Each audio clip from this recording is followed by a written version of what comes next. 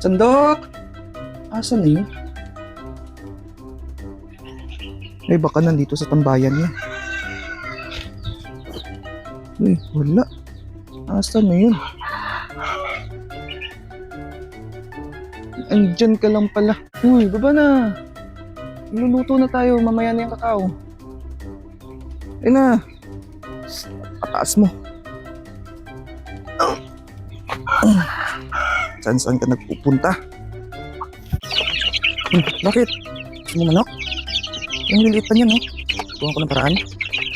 Sige, ako nang bahala.